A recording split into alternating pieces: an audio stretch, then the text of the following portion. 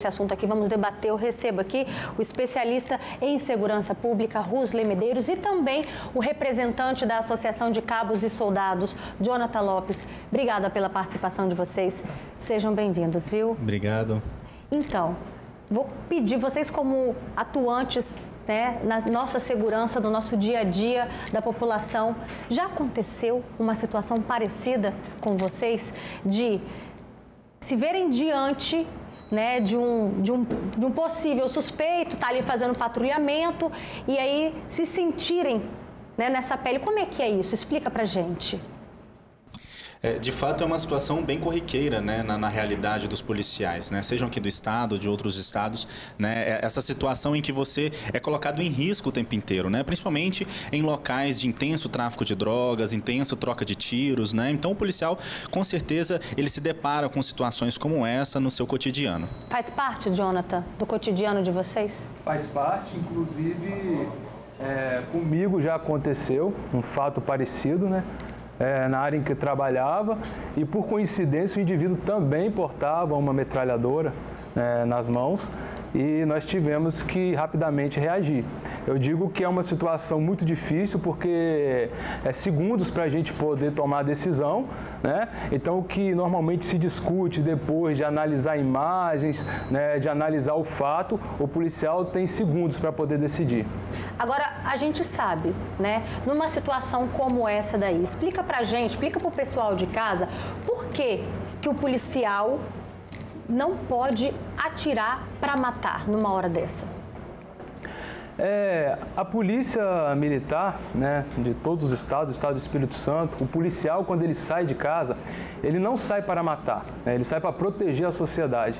O policial não sai pensando, hoje eu vou matar alguém. Não, ele sai para proteger a sociedade. Só que as circunstâncias fáticas, né, que ocorrem na hora do momento são totalmente adversas. O indivíduo está armado, no local que a gente vê pelas imagens que é escuro, né, um horário que não é um horário muito apropriado para o indivíduo estar na rua. E nós temos que observar também que naquele momento o policial já tinha avistado o indivíduo com uma arma numa bandoleira. E depois, fatiando, que é uma técnica utilizada, ele se depara novamente com o indivíduo, com a arma na bandoleira. Então ele opta por agir naquele momento, né? Você como policial, você consegue ver através dessas imagens que tinha uma bandoleira ali?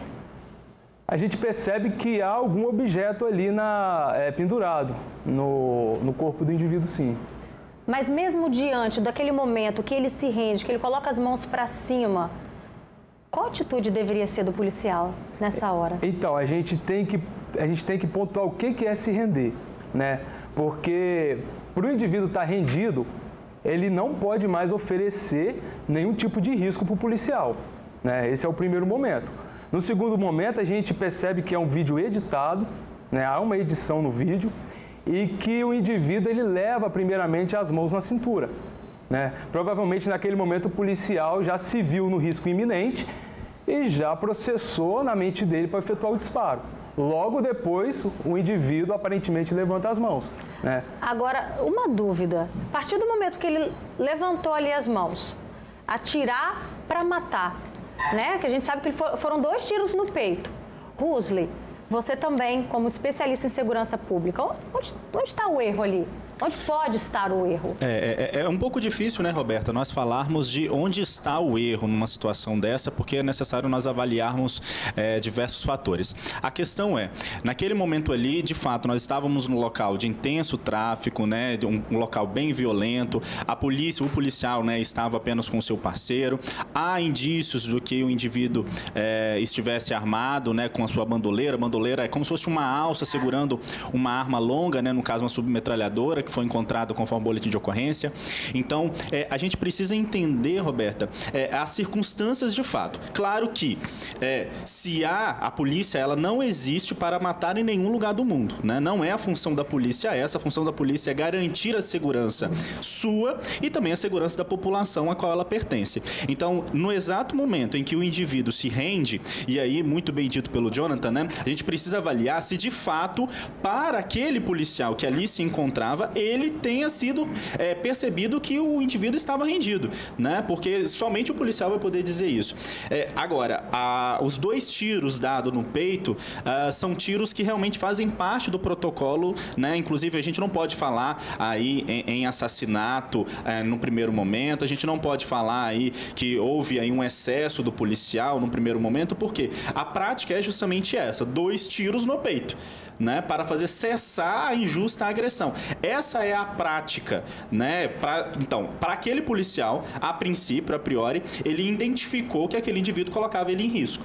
E aí ele efetuou aquilo que é protocolar, né? São 2 tiros, de fato, na caixa torácica, não para matar, mas é para fazer o que nós chamamos de stopping, né? De fazer com que o indivíduo pare a sua reação e aí seja efetivada a prisão dele, efeito o socorro dele. Então, assim, Roberta, é um pouquinho complicado a gente falar que houve um erro, né? A gente precisa analisar todas as circunstâncias, mas a princípio, né, os 2 tiros não é excesso, né? Essa é a primeira coisa que nós podemos falar. Mas no peito não teria a intenção já de matar? Então, o protocolo é onde você para o indivíduo, porque o tiro, quando ele é efetuado para resguardar a vida do próprio policial ou da sociedade de terceiros, né? Então, como que você para uma pessoa? Atirando no braço? Não, você vai parar a pessoa atirando no peito, né? Para que ela pare de fazer a injusta agressão. O que nós precisamos analisar e que vai ser analisado pela justiça olha, esse tiro, né? Esse indivíduo de fato estava rendido, né? Foi uma situação que de fato era necessário a ser praticada? Tudo bem, a gente vai fazer essa análise. Agora, os 2 tiros é o que é o protocolo no mundo inteiro, né? É o protocolo, ninguém não se aprende a atirar em academia de polícia nas pernas, né? Não é o protocolo, né? O protocolo são 2 tiros no peito, de fato. Olha só, essas imagens que a gente está mostrando aí agora, Jonathan, essas daí não tem edição. E a gente vê que foi ali, fração de segundos, né? Olha só, olha lá, o jovem, né, tá lá, ele colocou as mãos para o alto, se rendeu, e aí, fração de segundos, dá 2, 3 segundos depois, o policial vem e atira, né? E aí, como é que você avalia esse contexto? Como eu disse antes, o policial ele vinha numa técnica utilizada pela polícia militar, que é o fatiamento, né? E ele se depara com o indivíduo, né, com a arma na bandoleira, né, e de repente aquele indivíduo ele abaixa as mãos, leva as mãos até a cintura, né, e depois aparentemente ele levanta as mãos. Nesse lapso temporal, o policial efetua 2 disparos. Olha só, a gente colocou até em câmera lenta para o pessoal de casa, dá tempo da gente contar, dá ali 2 segundos. Olha só, o policial vai se aproximar, mais uma vez, observe comigo. O policial vai se aproximar. Como é que pode afirmar que tem uma arma ali? Não, mas a afirmação é do policial, que havia uma arma ali. A ocorrência diz que havia uma arma ali. Tinha uma arma realmente na ocorrência, como que essa arma apareceu? A arma estava com o indivíduo. A gente percebe que há um objeto ali pendurado com o indivíduo, né, na imagem anterior, e o policial ele chegou e se deparou com essa situação. Inclusive, a câmera lenta aqui que a gente observa não é a mesma câmera que o policial observa, né? Quando ele chega, as coisas acontecem atual, né, e acontecem em tempo real. Então, é muito pouco tempo para o policial ele agir. E a gente, complementando o que o amigo aqui disse, o Instituto da Legítima Defesa, né, não é só para uma agressão atual, mas também para iminente. Então, se o policial perceber que há possibilidade do indivíduo ainda, né, agredi-lo, é legítima defesa. O que a gente quer reforçar aqui, mais uma vez, a gente não sabe, né? Claro que tudo isso, gente, ainda vai ter uma investigação, que aí sim vai ser concluída, a gente vai saber o que de fato aconteceu. O que a gente sabe até então é o quê? A polícia estava ali fazendo um patrulhamento na região, né? E aí se deparou com essa cena. Mas que cena é essa? É isso que a população se pergunta, é isso que quem mora ali na região quer saber, porque até onde a gente consegue captar por essas câmeras de segurança, a pessoa, o jovem ali se rendeu, ele levantou os braços, né? E aí, ninguém trabalha com a hipótese dele não estar armado, porque embora tenha aparecido isso no boletim de ocorrência, Segundo também relatos ali de testemunhas, não tinha. Enfim, né? É isso que a gente está discutindo aí. E aí eu te pergunto, Rosley, com arma ou sem arma, qual seria a conduta correta ali? São duas situações de fato diferentes, Roberta. Uma coisa é quando a pessoa está com arma, né? Então, se ela está com arma, ela oferece um risco aí, de fato, para a vida do policial e daqueles que estão em volta ali. E aí, a reação do policial, ela deve ser para preservar a vida dele e preservar a vida daqueles que estão próximos a ele, né? A própria sociedade.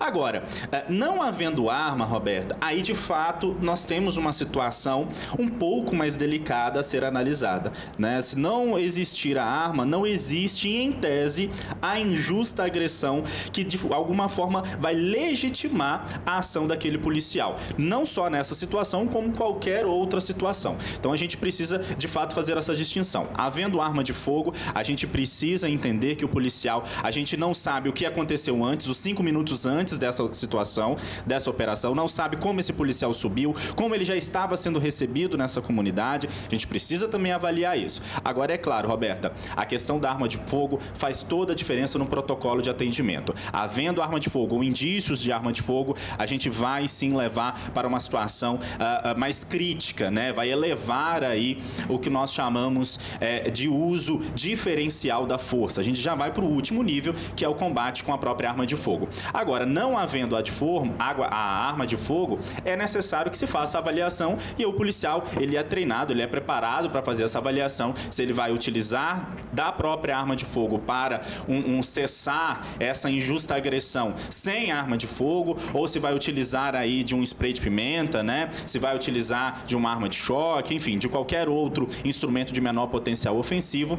Mas claro, Roberta, aí a gente precisa sim assumir. A gente não pode ficar também vivendo num fantástico mundo de Bob, né? É uma situação que acontece, a gente precisa entender o lado do policial, né? Que sofre, que tem baixa remuneração, mas a gente também precisa entender o lado da comunidade, o lado da sociedade, que tem essa polícia como a sua proteção.